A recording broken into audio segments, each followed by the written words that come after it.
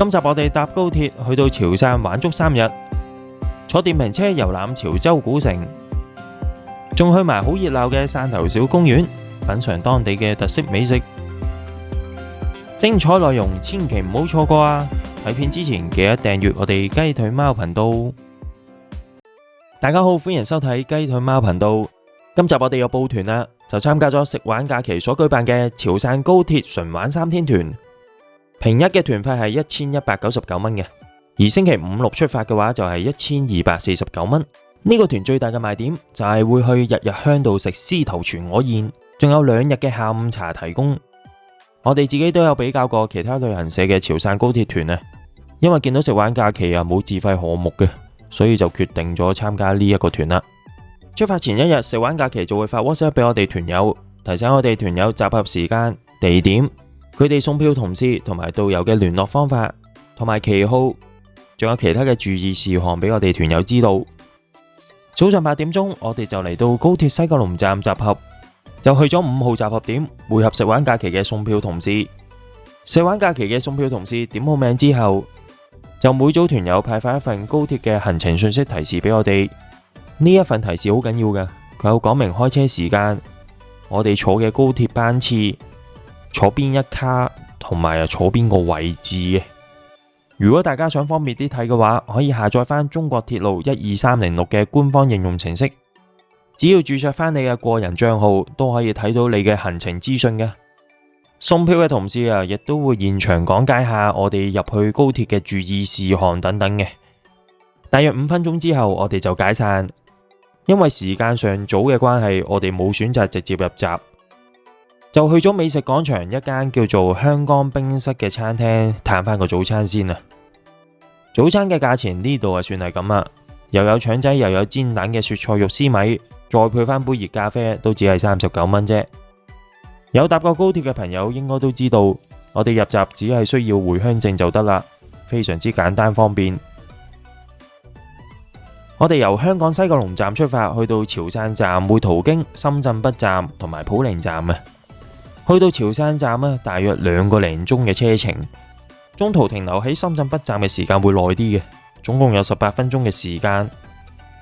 最緊要係呢架列車啊，佢哋嘅總站並唔係潮汕站，而係汕頭站，變咗我哋落車要知道時間啊，如果唔係就錯過咗落車時間，咁就麻煩啦。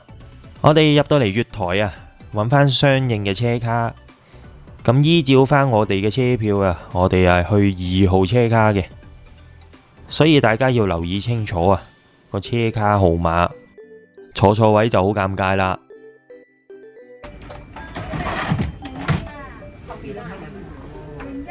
咁啊，提前準備好自己嘅行李物品，係因為我冇記錯嘅話係3分鐘嘅啫。咁啊，記得提前就將自己嘅行李物品攞齊。我哋有老人家嘅話咧，就早少少，就喺前面度等一等。咁到時去到月台度咧，就揾翻我支旗仔，因為咧我就係2車廂同3車廂都有朋友嘅。食玩假期嘅導遊浩仔就喺深圳北站上車會合我哋團友，佢亦都講解我哋喺潮汕站落車之後喺邊個位置集合，同埋少少嘅注意事項嘅。我哋搭咗2個幾鐘嘅高鐵，11點半左右啊就到咗潮汕站啦。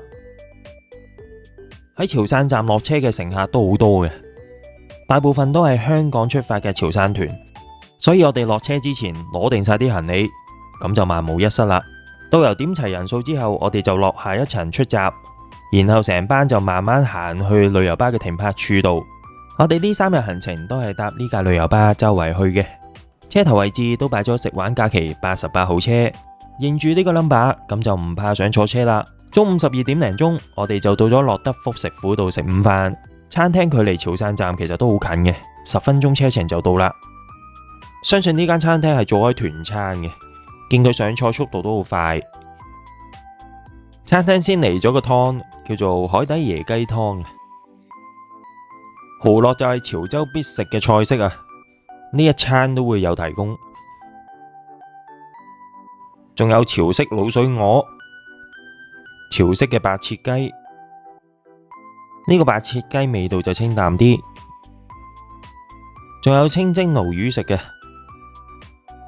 食團餐比較少見嘅白灼蝦，呢度都有得食噶噃。茄子肉絲煲，仲有蒸水蛋啊！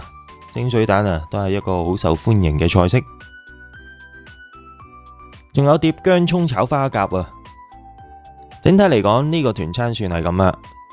我哋同台一共有12人啊，所以照慣例呢都加咗2個餸嘅，總共係11餸1湯。我哋食飯食咗9個字左右，就上返旅遊巴出發去第一個景點。搭車途中，導遊都派1嚿水俾我哋啊，每名團有1支嘅樽裝水。差唔多2點鐘，我哋就到咗潮汕歷史文化博覽中心。本身呢個地方有潮汕英歌舞睇嘅，不過呢個表演係需要收費，同埋我哋逗留呢度啊，只係1個鐘時間，所以你想俾錢睇嘅話，我諗你要下次自己過嚟睇啦。潮博中心呢度喺2022年2月正式對外開放，本身呢就免費入場，但係裏邊有啲表演啊、展覽可能需要另外收費。潮博中心係一座集潮汕文化展示、交流、旅遊等等多功能於一身嘅潮汕文化綜合體，匯聚潮汕文化精髓嘅新地標，亦都成為市民、遊客、網紅打卡點啊！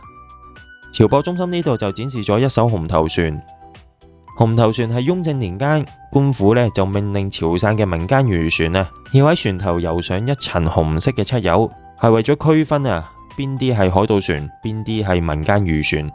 正正因為呢啲船啊，船頭油咗紅色嘅油漆，所以就叫紅頭船啦。呢度入邊啊，仲有個潮汕非遺展示館，收藏品係包含咗潮汕地區自人類活動以嚟社會變遷嘅資料，潮汕地區出土嘅標本、相關文物、風俗習慣嘅遺物，以及係潮汕籍華僑喺唔同歷史時期生產、生活、重要人物同埋重大事件方面相關代表性嘅物件。潮博中心嘅頂樓都有個咖啡廳，俾大家可以坐低飲杯嘢休息下。呢度好特別啦，有個潮汕黃皮美式咖啡同埋潮汕油甘美式咖啡飲嘅，不過價錢又有啲貴，28蚊一杯，味道都 OK 嘅，叫做一場嚟到試一試啦。潮博中心呢個位置都幾靚嘅，可以飽覽成個汕頭港，所以吸引到唔少本地人、遊客過嚟打下卡㗎喎。去完潮博中心，我哋就搭車去埋第2個景點汕頭小公園。咁汕頭小公園係汕頭市老城區一個核心地帶啊，亦都係汕頭歷史文化嘅重要象徵。佢唔單止係汕頭開埠嘅發源地，更加集中體現潮汕文化、商業同埋建築藝術嘅。前面我哋會見到汕頭嘅著名景點小公園亭，小公園亭亦都稱之為中山紀念亭。佢係一座8角形嘅亭嚟嘅，造型好典雅，係汕頭老城嘅象徵啊！所以好多人呢慕名去影相打卡，甚至係會見到佢好多嘅周邊產品。小公園亭附近你會見到好多表演者喺度表演，同埋俾人影下相嘅，所以呢個位置呢好熱鬧。汕頭小公園仲有一個好特別嘅地方，就係佢周圍好多一啲保留得好完整嘅歷史建築啊，例如南新公司舊址、永平酒樓、汕頭郵電局等等，充分展示出汕頭開埠時期嘅繁華景象，所以就吸引到好多遊客漫步小公園嘅騎樓街區，感受汕頭開埠時期嘅歷史面貌。導遊就帶咗我哋嚟汕頭小公園一個百年老店飄香小食店度食下午茶。佢哋一直保存住最傳統嘅手藝，特色嘅小食有筍果、菜頭果、薯仔果、鼠殼果同埋韭菜果等等嘅，每種嘅味道啊各有特色。呢個小食拼盤就係頭先我講嘅果品，啲果呢係煎炸到粒粒金黃，外脆內軟。有人評價佢哋嘅果品好似店名一樣飄香，咁我品嘗完都覺得唔錯嘅。蠔烙就不過不失，不過份量就有啲少啦。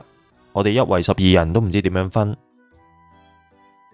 汕頭小公園呢度都好多位置俾人影相打卡嘅，所以你會見到啊，周圍都係影相嘅人。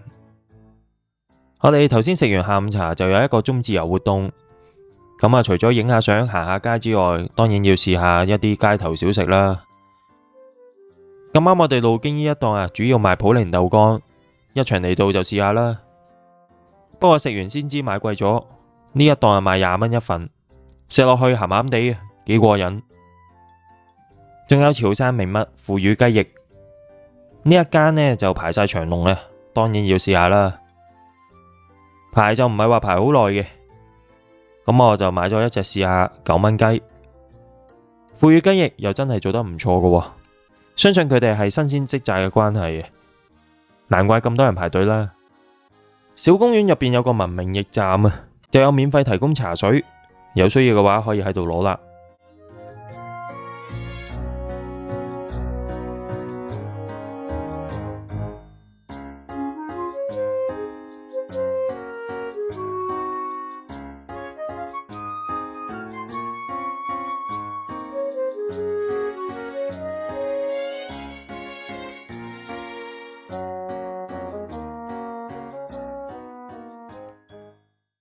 汕頭小公園其實我哋逗留都唔夠2個鐘，都係行下街食下嘢嘅啫，純粹都係感受下呢度嘅氣氛。我哋準備離開汕頭小公園之前啊，就喺附近買咗支現榨油甘汁飲啊，5蚊雞一樽，5蚊雞就知咩事噶啦，因為普遍都10蚊起嘅，5蚊雞通常都溝水溝得好犀利嘅。下晝5點20分，我哋就到咗石炮台公園。逗留時間又比較短啊，半個鐘多啲嘅時間俾我哋。石炮台公園始建於清代同治13年，即係1874年，時至今日已經有100幾年嘅歷史。佢係位於舊汕頭嘅東南角，係一個環圓形嘅城堡建築，係清代時期粵東地區嘅主要海防建築。佢哋炮台嘅用料好特別嘅，係用咗貝灰沙、煮爛咗嘅糯米飯同埋紅糖漿去調製而成嘅。炮台就分咗2層嘅，每一層呢設置咗18個炮位。依家嘅石炮台公園主要係汕頭本地居民休閒嘅好地方，有啲人呢會喺度散下步或者吹下海風咁樣嘅。當然都唔少好似我哋咁樣跟團過嚟參觀啦。雖然逗留時間就唔係好長，但係都放個航拍機俾大家欣賞下石炮台公園嘅全貌。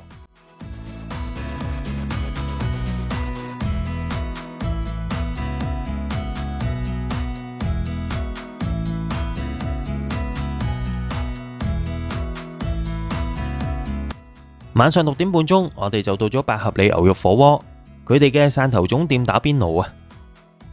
相信大家喺深圳都有聽過百合里，甚至係有食過添啊！我自己喺深圳都食過幾次嘅百合里，跟團食百合里反而係第一次。老實講，我自己食團餐係最怕打邊爐嘅，10幾個人圍住一個爐，都唔知點樣殺好。我自己今餐就唔係食咗好多，不過同團有啲團友唔食牛肉就慘啦。佢哋食嗰啲魚蛋粿條啊，好清淡，我見佢哋都拗晒頭。差唔多8點鐘，我哋就到咗酒店，呢間叫做環洋東方酒店。我哋今次係住9樓，酒店房間就係咁啦，都幾大下嘅。整體嚟講都 OK 嘅，不過裝修就舊咗啲，同埋電視呢就睇唔到香港嘅電視台。房間雖然係有窗啊，但係望出去嘅景觀呢都唔知做乜。酒店房其他設備就係咁啦，同其他國內嘅酒店一樣啊，呢度都冇雪櫃提供。最後嘅洗手間空間都大嘅，即棄嘅梳洗用品、毛巾佢哋都有提供。早上嘅7點鐘，我哋就落咗去1樓食酒店嘅自助早餐。未夠7點鐘，呢度已經人山人海啦，因為呢間酒店同時有接待幾個嘅團，所以大家要爭嘢食之餘，仲要爭位坐啊！呢度早餐嘢食選擇都算係咁都幾多嘅，麥樂雞薯條都有，幾特別啊！嘢飲方面，除咗冷熱水之外，仲有咖啡、茶、果汁、豆漿嘅。食完早餐，我哋返酒店房休息，然後10點鐘再搭旅遊巴出發，就去潮汕功夫茶藝館。喺搭車途中，導遊都俾幾款零食俾我哋試食，即係平時跟開團嗰啲100蚊三寶都係嗰句，啱食先決定買唔買啦。我哋搭咗差唔多1個鐘嘅車程，就到咗潮州功夫茶藝館。本身行程就話可以俾團友品嘗地道嘅潮州功夫茶，不過呢度嘅環境俾我感覺似係聽書嘅地方。呢度呢就唔會逼你買嘢嘅，所以大家可以定義為呢度做一個購物點就 OK 啦。跟住落嚟呢，就係洗茶杯，洗杯呢亦都係叫做滾杯。洗嘅過程中呢，我哋嘅速度就一定要快手啲，因為啲水呢係啱啱煲滾嘅。如果唔夠快手嘅話呢，係好容易辣親咗自己隻手。所以呢，我哋平時喺屋企飲茶洗茶杯就一定要快手啲啦。因為茶葉呢係經過人手加工而製成啊嘛，難免會生啲手氣同埋灰塵，所以第一次沖功夫茶呢，就最好唔要飲，一定要洗茶葉，講究呢個衛生。屋企如果飲開普洱嘅話呢，就要洗2次，因為普洱呢係講年份嘅，所以比較污糟啲。可以嘅話呢，普洱洗2次。我哋嘅烏龍茶、綠茶連埋嗰啲茶包一定要洗1次。就係紅順點冰，紅順點冰呢就多多益善，少少無拘。睇邊杯嘅茶水未夠加邊杯，咁樣沖出嚟嘅功夫茶均勻啲。去完茶藝館之後，我哋就食午飯啦。去咗附近一間叫做海悅酒店中菜廳度食午飯。咁第一道菜又先嚟咗個沙姜雞，跟住每名團友都會有一盅金北換燉鮑魚，飲落去好似飲水咁樣嘅，冇咩特別。其餘嘅菜式都冇咩特別，不過勝在夠豐富。咁我唔多講，拍俾大家欣賞下。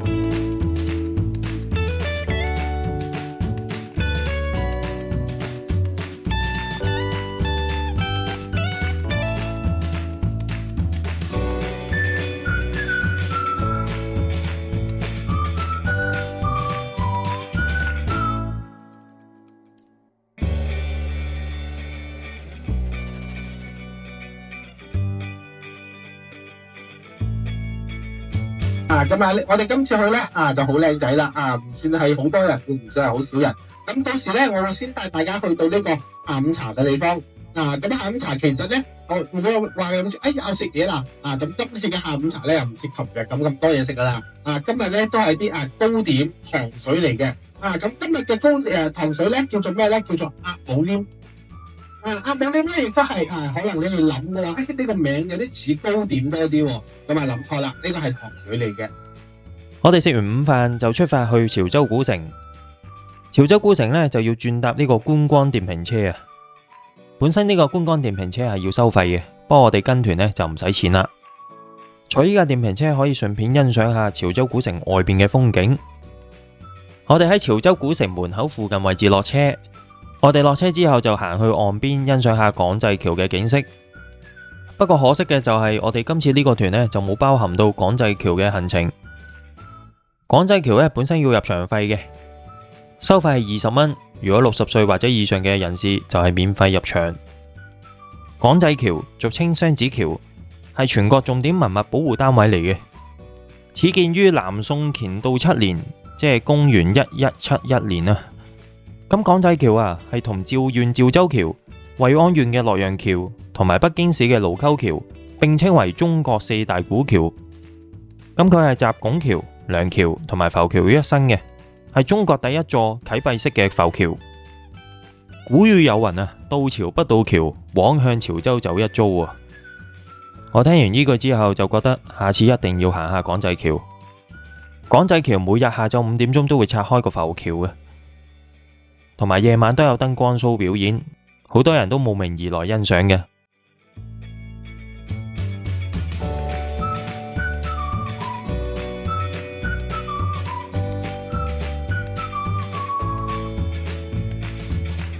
我哋欣賞完港仔橋之後，就入去潮州古城啦。我依家身處位置係潮州古城嘅東門港仔門。潮州古城始建於東晉時期，即係公元331年，距離至今已經超過1600幾年歷史。喺唐代時期，潮州就成為粵東地區政治、經濟同埋文化中心地帶。而喺宋代之後，潮州古城就逐漸發展成為一座繁華嘅商業城市。而潮州古城去到明清時期係達到鼎盛嘅時候。咁我哋又講返入城之後係點樣啦？入咗城之後呢，就會見到好多嘅鋪頭。導遊就帶我哋去食下午茶。因為太多人嘅關係，我哋一定要睇實導遊嗰支旗仔。如果蕩失路嘅話，就好麻煩啦。行咗冇幾耐，我哋就到咗老東關度食下午茶。我哋下午茶係享用鴨母鏈同埋春餅。鴨母鏈其實係一種有餡嘅糯米粉製湯圓，形狀不一有啲係圓形，有啲係橢圓形嘅。食落去口感好似食湯圓咁樣嘅，唔錯唔錯。潮州春餅又名潮州春卷裏面嘅餡料呢，就加咗啲肉絲肉碎咁樣嘅，外酥內嫩不過味道呢，我自己就會一般般。食完下午茶，我就喺隔籬買咗杯黃皮甘蔗汁。大家仲可以睇住佢即刻炸個甘蔗。最後甘蔗汁連埋黃皮用攪拌機炸嘅，飲落去好清甜估唔到黃皮同埋甘蔗汁係咁夾嘅。之後導遊就俾1個鐘多啲嘅時間我哋自由活動。我哋就喺附近嘅開元寺行一行。潮州嘅開元寺係全國重點文物保護單位嚟嘅，所以都吸引咗好多人喺呢度參拜。潮州古城呢度好多嘢食，好多嘢賣嘅。本身車上面導遊都有推銷牛筋丸、牛肉丸嘅，不過就貴啲，70蚊1斤。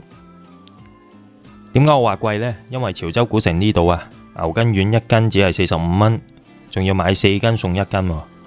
最緊要就係有得試食不過間間差唔多嘅，你唔一定跟我喺依間買。我哋買完牛肉丸之後就行咗去18曲魚餃度食麵。呢間餐廳係好出名嘅，好多人都慕名而來。我哋就嗌咗招牌原味全家福魚餃麵，價錢只係30蚊啫。裏邊有魚丸、魚蛋、魚餃、金卜碗丸、豬筋丸等等嘅。最緊要係個麵佢哋係魚麵嚟嘅，所以食落去好爽口，好好味嘅。餐廳隔籬都係佢哋嘅鋪位，就係零售店嚟嘅。你可以睇到佢哋店員喺度人手包緊餃。如果你想行晒成個潮州古城嘅話，最起碼要行2日嘅，因為呢度真係好大好大嘅。打卡位呢度都唔少嘅，基本上你大大隻字寫住潮汕潮州都好多人喺度影相噶啦。同汕頭小公園一樣呢度嘅鋪頭好多都賣潮州三寶老藥桔、黃皮士同埋老香黃嘅。不過都係嗰句啦，試啱先決定買唔買啦。行咗1個鐘左右，我哋翻返去會合導遊同埋團友，然後坐車翻返去搭旅遊巴。不過坐電瓶車呢個位置好多人全部都係旅行團所以我哋都排咗一段時間先上到巴士。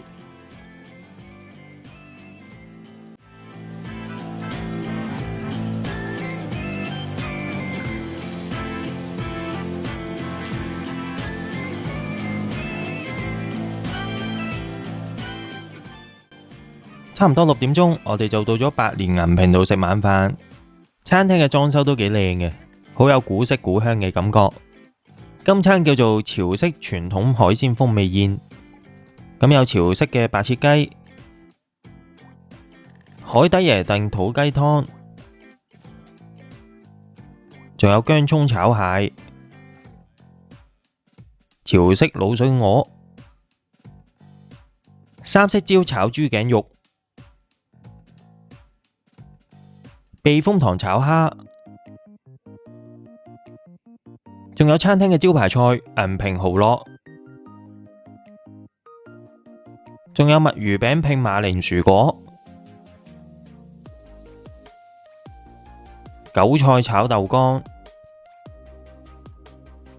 美點雙輝就係蝦餃同埋糯米卷、清蒸鮑魚、青辣椒炒牛肉，食落去呢有啲黑椒嘅味道。最後就係元貝菜脯粥，食落去呢會有啲西芹嘅喎，我自己都好中意。晚上7點幾，我哋就返到酒店休息。大家可能就會諗啦，酒店出邊點解好似冇拍過嘅？原因都好簡單，因為出邊呢冇咩好行，冇咩好食。咁如果想食宵夜點算呢？其實都好簡單嘅，嗌美團就得啦。喺美團嘅應用程式入邊啊，有個叫美團拼好飯嘅功能，我就喺嗰度呢買嘢食嘅。或者你想宵夜食個糖水，呢度都有得買嘅。可能大家就諗啦，點解要用拼好飯呢個功能呢？其實好簡單，因為有個新人優惠券，好似我咁樣嗌咗個脆皮炸雞，連埋可樂1支新人優惠價5個9咋，仲要送上門喎，唔使落酒店大堂度攞，簡單方便又快捷，送貨嘅時間只係30分鐘左右，都好快嘅。今次我就嗌咗2個宵夜食有頭先講嘅炸雞同埋可樂，本身就18個2有個新人優惠價5個9就買到啦。另外一份就係披薩嗌咗個8寸嘅榴蓮披薩，19個1就有啦。個炸雞就咁大嘅，5個9嚟講都算出色啦。另外嘅榴蓮披薩就係咁20蚊唔使有個8寸披薩食，其實真係好抵嘅。第3日嘅行程，我哋10點就退房，然後上旅遊巴去埋最後嘅景點，又係睇紅頭船不過今次呢艘船呢，唔喺室內，係室外嘅。我哋逗留咗唔夠半個鐘就離開啦，因為呢個位置附近有個廁所，大家都係順便去個廁所咁解啫。不過趁呢個時間都拍個航拍俾大家欣賞下。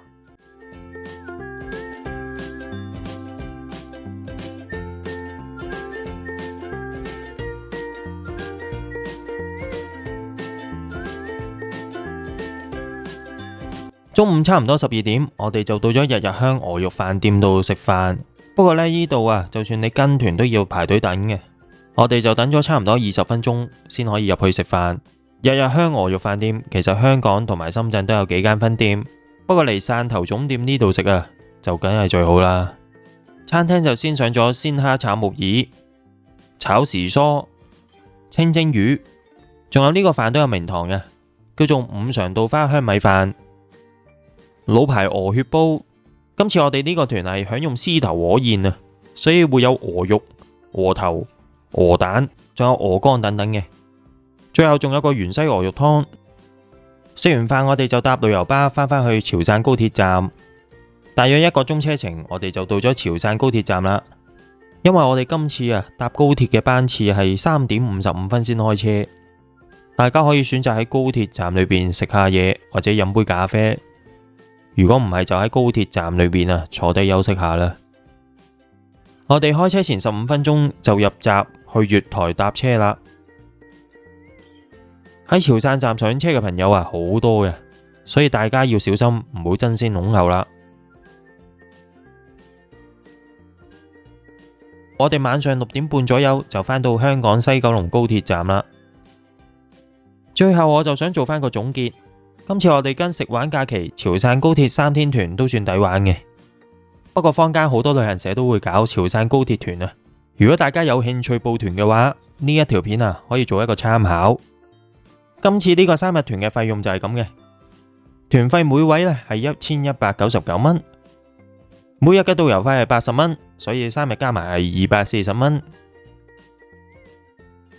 所以每位總共嘅費用係1439蚊。最後大家報團嘅時候，旅行社可能會徵收你嘅保險費，但係呢樣嘢就唔係強制要加嘅，就根據翻你自己個人情況去決定啦。如果呢一個人報名嘅話，係需要收房差費用嘅，而呢個房差費用係幾多，就需要向旅行社職員查詢啦。